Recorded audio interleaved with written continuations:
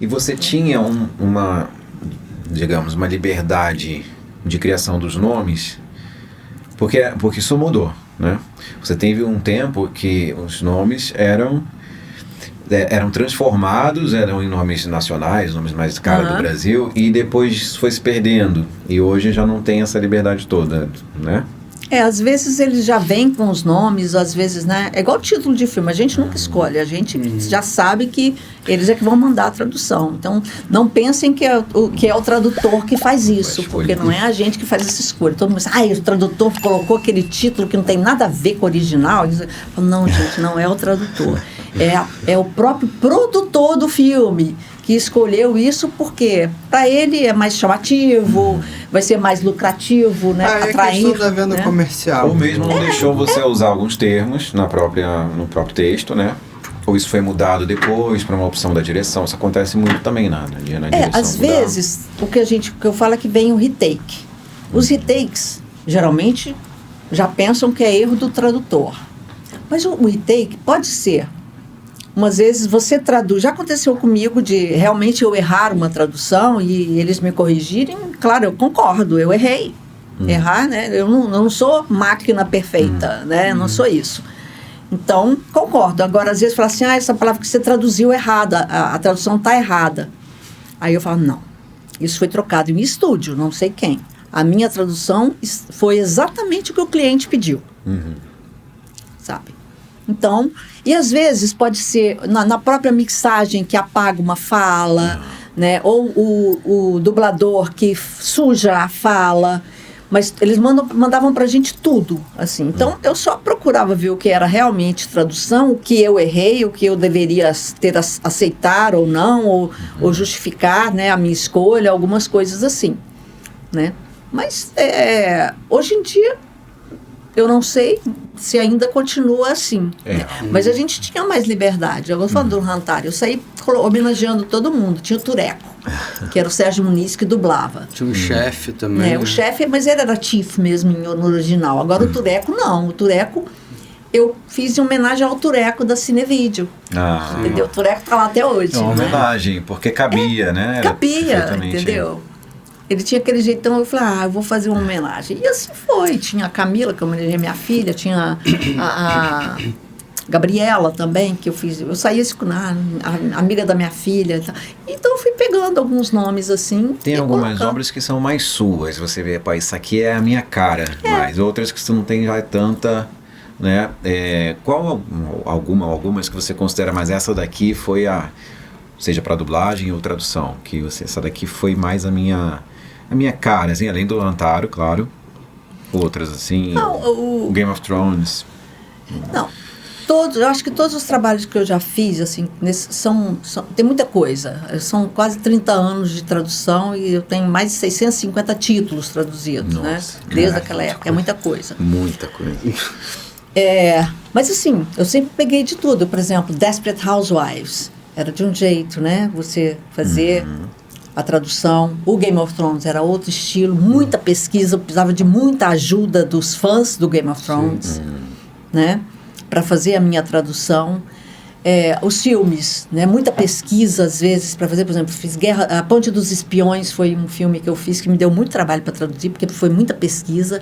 Eu tive que fazer a tradução sem ver o filme, eu tive que traduzir ele inteiro, e depois fazer um back translation, né? É complicado, né? Como é que, assim, nessa situação, tanto para o lado do dublador quanto para do tradutor, como é que vocês conseguem essa parte da pesquisa? Que às vezes só falar, você vai ter que dublar ou você vai ter que traduzir o filme, a série X, só que você não tem material para você conseguir fazer aquilo. Como é que é isso? É o que acontece, a gente já entra nessa questão dos prazos, né? Que eu também já ia entrar, porque eu sei como é que funciona. Mas muitas vezes a gente não tem o tempo hábil e o próprio material, doido, né? Às vezes não chega. Como é que ele pede pra você fazer um negócio, só que você não tem nenhum tipo de embasamento, você não tem nada, você tem um guia, né, uma referência. Porque é a primeira parte. Cinema tem muito isso, né? Você vem com preliminares e tudo mais. Às vezes você pega a traduzir no cinema, geralmente, você chega a traduzir, eu acho que foi teve um filme daqueles brinquedinhos que viram robôs. Transformers. Ah, sim. Transformers. Eu acho que, se não me engano, Transformers teve que ter sido teve preliminares, 7 preliminares até chegar na final. Caraca. Algo assim. Até chegar na final. Eu já tive 4 preliminares. Então, você tem que fazer revisão de tudo. Chega uma certa, Ponte dos Espiões foi um que o diretor já estava cansado. Não é possível. Eu falo, pelo amor de Deus, troca aqui, porque pediram para trocar. Então, tem que ser trocado. E aí sobe pro tradutor. Você tem que revisar aquilo tudo, procurar saber e tal, e colocar, não tem jeito, sabe? Você está ali para isso, né? Ou então, a série já existe, já foi traduzida em outras temporadas, por exemplo. Aí você já recebe um trabalho que já foi tem... de outro tradutor. Geralmente não tem o glossário. Então, o que você tem que fazer? Assistir, né? A série antes, para pegar pelo menos uma parte do vocabulário, para você entender como outro tradutor fazia, para você não ficar tão perdido, né? Isso daí seria, por exemplo, não sei se seria o caso, mas, por exemplo, a redublagem, né? Porque você tem a dublagem e você tem a redublagem. O que você faz gerar uma necessidade de você redublar um material, um conteúdo que já foi dublado anteriormente? Assim, isso para que serve? Qual que é a necessidade, o objetivo? Eu já retraduzi um filme, porque na primeira tradução era com a Meg Ryan. Ela era capitã. Porque nas Forças Armadas, pelo menos até onde eu sei que, né, nas Forças Armadas você não tem majora, capitã, comandanta. Você não tem esses termos femininos assim. E o filme foi todo dublado chamando ela de capitã. Ele teve que ser redublado, mas aí eu traduzi tudo de novo e coloquei capitão. Porque é a capitão, não é a capitã. Até você fala isso num jogo, né? O jogo, né? A capitã do time, seja isso, aquilo, até você pode usar isso aqui, porque é uma coisa mais informal, né? É esporte, né? É diferente. Pra lá acabou ficando datado. Porque ela era capitão, realmente, né? Então tinha que ser chamada assim. Ela tinha que ser chamada de capitão, não podia ser capitã. Mas a redublagem, então... O filme foi todo redublado. Nos casos, vocês pensam que é mais para corrigir algum tipo de erro? Ou só para, de repente, só dar uma repaginada, dar uma atualizada também, na a questão fala? Da família do Remy. Tá. Que eu fiz também.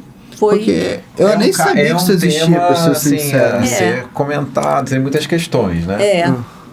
Pode ter, sim, são muitos motivos, então... Porque eu não sabia que isso existia, eu fui descobrir isso até há pouco tempo atrás. O que? Você tá falando a redublagem? A redublagem. Tem vários casos de redublagem. Eu achava que, tipo assim, você tinha dublagem, ponto, aí, vai dublar outro filme. Depois, quando passam, os anos se passam e cria-se uma necessidade de você redublar, ou um remake, ou... tem certas coisas, por exemplo, Branca de Neve, né? E os 7 Anões.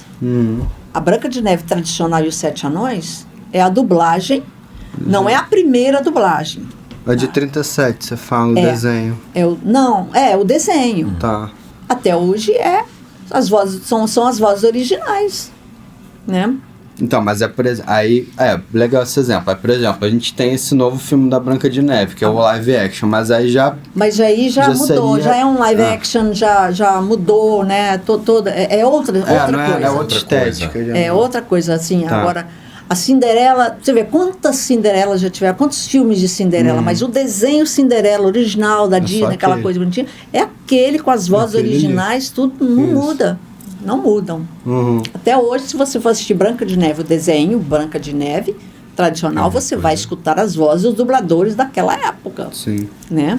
Com a tradução lá do Telmo Avelar, entendeu? Eu estou tentando lembrar o nome da dubladora, que eu me lembro que até a Ângela Bonatti, que acabou de falecer, a Ângela chegou a fazer o teste para a voz também. Ela contou para mim, ela falou para mim, eu fiz o teste para a voz da Branca de Neve, mas eu estou tentando lembrar o nome a dubladora que ganhou, né? Sim. Enfim, competindo e a outra ganhou. Né? Mas a primeira versão, quem dublou a Branca de Neve foi a Dalva de Oliveira, que era cantora, mas não cantou as músicas. Tá. Ela só fez a voz da Branca. Mas isso se perdeu tanto na Disney, né? Tanto lá quanto aqui. Não existe. Por isso foi regravado, redublado, né? Por assim dizer. E é essa versão que a gente conhece até hoje. Sim.